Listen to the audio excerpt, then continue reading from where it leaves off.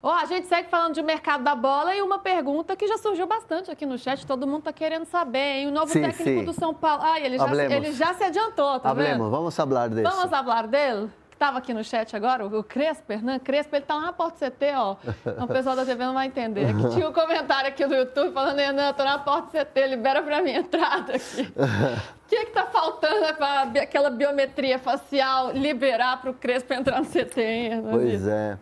Não, assim, ó, hoje de manhã eu conversei bastante lá no São Paulo com mais de uma fonte e, assim, ninguém acredita que a negociação vá dar para trás ou vá cair. Não é esse o ponto, mesmo porque o Crespo quer muito e está muito empolgado e desde o começo mostrou muito favorável a um retorno ao São Paulo. Então, assim, todo mundo dentro do São Paulo vê que o Crespo quer muito voltar a trabalhar, quer muito já chegar, enfim. A questão é burocrática.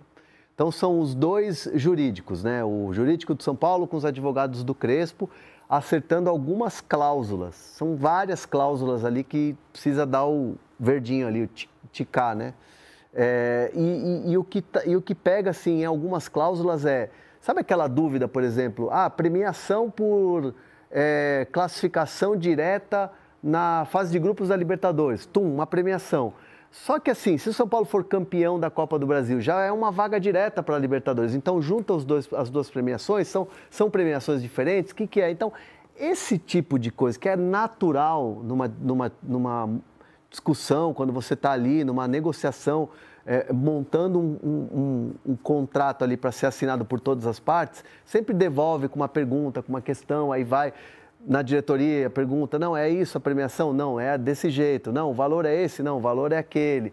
Então, existe ainda alguns pontos a serem acertados e que o Crespo só vai viajar quando tiver tudo zerado, né? Ele tem um SIM, né, que é um SIM eletrônico ali, uma coisa que garante que o Crespo vai vir. Só que o papel mesmo, o contrato ainda não foi assinado. Então, a expectativa é que resolva hoje à tarde, né, até o começo da noite, se resolvam essas pendências. Aí sim, amanhã fica o contrato pronto, ele vem, pega um voo, 2h40, chega aqui, assina o contrato e faz a apresentação. O São Paulo só se reapresenta o elenco na próxima quinta, sem ser amanhã, né? Amanhã é quinta. Amanhã é quinta, sem ser amanhã, na outra quinta. Então ainda tem uma semana. Mas óbvio, né, já até me buzinaram aqui no ouvido que o Crespo está elogiando alguns jogadores e tal.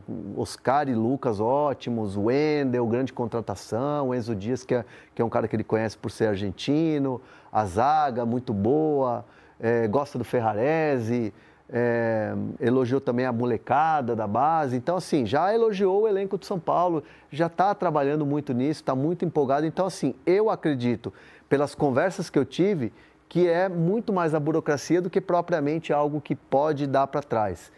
E, óbvio, o torcedor de São Paulo está ansioso, querendo logo anunciar o Crespo, né? Precisa começar o trabalho logo, né, para que o time ande aí, já volte com um trabalho, pelo menos, tendo sido começado, né, já um pouco engrenado aí para esse retorno do futebol nacional depois do Mundial de Clubes. Então, são pequenas questões, eu tô otimista, vai dar tudo certo. Não, eu também tô otimista. Vai dar tudo certo. Tanto que eu trato o Crespo como novo técnico de São Paulo. Ó, vou revisar a tarja aqui embaixo, ó. Ninguém no São Paulo acredita que negociação vai encrespar. Boa, aí já mata dois coelhos com um tiro só.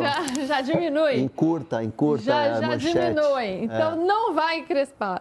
Bebezito, ontem você falava, né, que talvez você ache que seja, não vou lembrar exatamente a expressão que você usou, mas mais ou menos mais do mesmo. Não é uma grande novidade, talvez você esperasse uma novidade maior. Mas o cara está com vontade de vir, ele sente que pode entregar mais para o São Paulo, né? Sente que a primeira passagem ainda ficou faltando algo ali, pode entregar mais. De repente, esse desejo dele, essa avaliação do elenco também, não possa dar certo aí para o São Paulo nesse segundo semestre? Pode dar certo. Por isso que eu fiz a comparação com o Tele. Não, deixa eu deixar claro aqui, eu não comparei com o Tele. É perigoso, o seguinte, pessoal. O PVC está dizendo que o Crespo é o novo Tele. Mas é pior a emenda que o soneto. Vamos lá. Explicar o que eu falei. Eu acho, me parece, reprise de filme médio. Você vai ver uma reprise de um filme clássico. Uma sessão da tarde.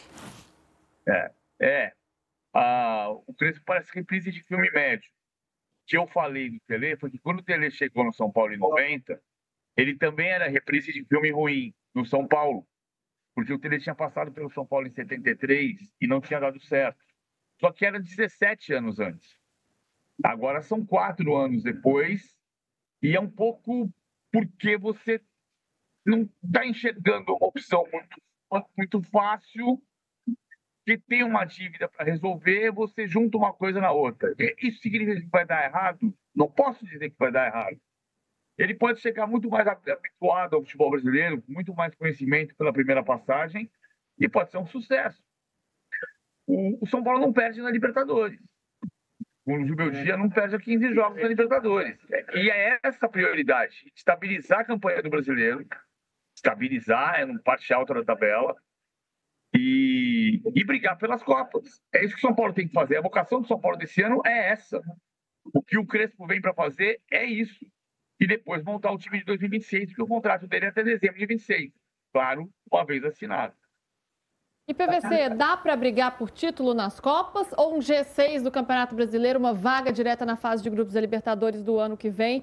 Está de bom tamanho pensando na temporada do São Paulo, com mudança de técnico, com os problemas que vem enfrentando, de elenco curto, desfalques, enfim?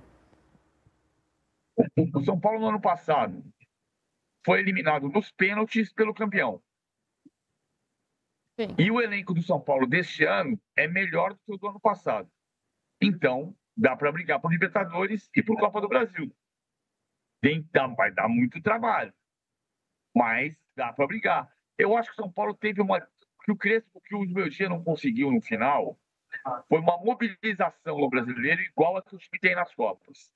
Porque nas Copas não foi ruim.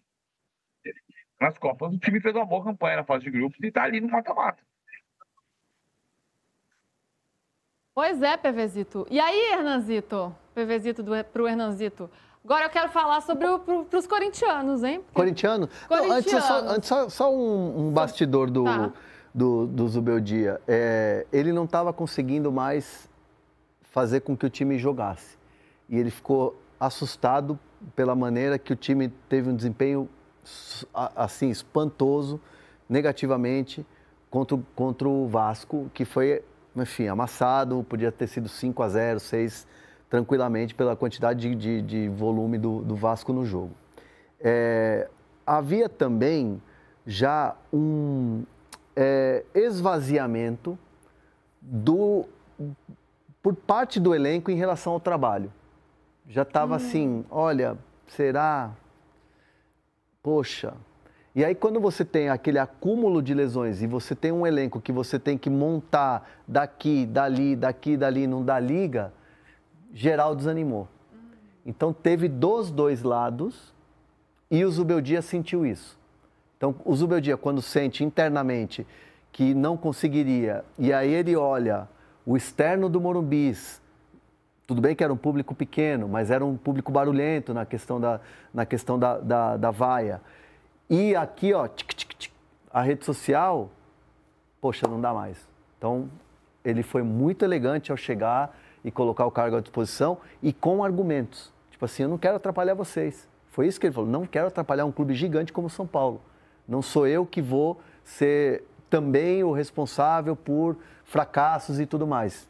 Sigam o trabalho, eu saio, eu prefiro sair. Então, assim, foi muito digno da parte dele e foi um esvaziamento, assim, do trabalho, da percepção do treinador e também parte do elenco sentiu isso em relação ao trabalho do Zubeldia. Essa é novidade para mim, né? Isso é muito importante, porque enquanto ele tinha o elenco ao seu lado, não que não estivesse ao lado, mas acreditando no trabalho... Os caras gostam muito dele, tanto que você vê que um monte de jogador se despediu dele na rede social. Os principais postaram lá stories e tal. O que foi profissionalmente mesmo a parada, não foi pessoal. Esse Zubeldia aí é uma marra absurda, pô, sabe aquela coisa? O trabalho não tá andando mesmo. Sempre teve uma empatia e um carinho muito grande do elenco com o Zubeldia e com a comissão toda. A questão foi um esvaziamento do trabalho. Você sente que fala, puxa, eu adoro esse cara, mas trabalhar com ele não está dando certo. Não está andando. Não está andando. Então aí já perde um dos pilares, né? Que tem alguns pilares, resultado, relação com o elenco, enfim, estrutura, várias coisas que formam o trabalho do treinador. Quando essa parte não está andando, já é um termômetro importante. Aí o Zubeldia percebeu, então, e deixou melhor, de uma forma muito elegante mesmo, que o São Paulo seguisse o seu trabalho.